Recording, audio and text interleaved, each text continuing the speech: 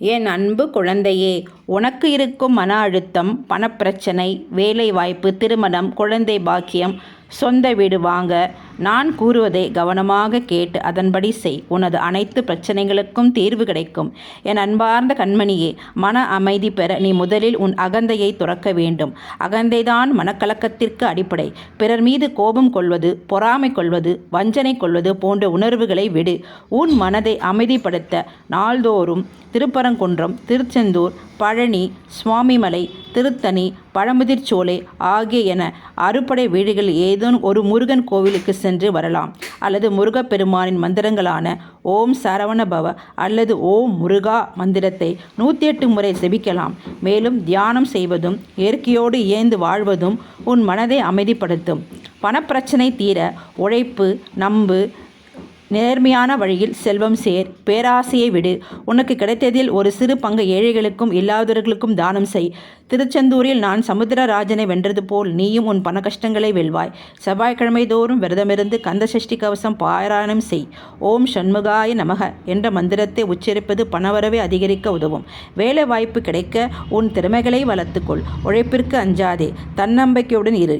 என் அருளால் நீ நிச்சயம் நல்ல வேலையை பெறுவாய். திருத்தணியில் நான் தேவர்களுக்கு ஆறுதல் அளித்தது போல் உனக்கும் நிச்சயம் நல்ல எதிர்காலம் உண்டு. வேலையற்றோர் செவ்வாய்க்கிழமை தோறும் முருகன் கோயிலுக்கு சென்று பால் பழம் படைத்து வழிபடலாம். வேலாயுதம் நமக என்ற மந்திரத்தை உச்சரிப்பது நல்ல பலன் தரும். திருமணம் கைகூட நல்ல எண்ணங்களை மனதில் கொள்.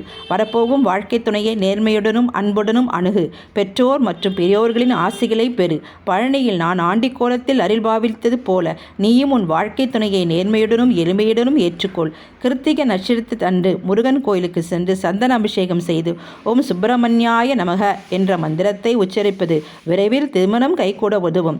குழந்தை பாக்கியம் பெற என் அருளை நாடு. உடலையும் மனதையும் தூய்மையாக வைத்துக்கொள். நம்பிக்கையுடன் பிரார்த்தனை செய். சுவாமிமலையில் நான் என் தந்தைக்கு பிரணவ பொருளை உபதேசித்தது போல உனக்கும் நிச்சயம் நல்ல புத்திர பாக்கியம் கிடைக்கும்.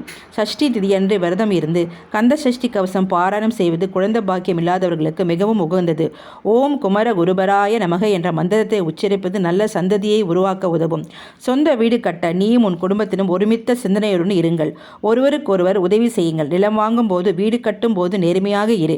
என் அருளால் நீ நிச்சயம் சொந்த வீடு கட்டி வாழ்வாய். கந்த புராணத்தில் நான் அசுரர்களை அழித்து தேவர்களுக்கு வாழ்வளித்தது போல் நீயும் உன் கனவு இல்லத்தை கட்டி எழுப்பி இன்புற்று வாழ்வாய்.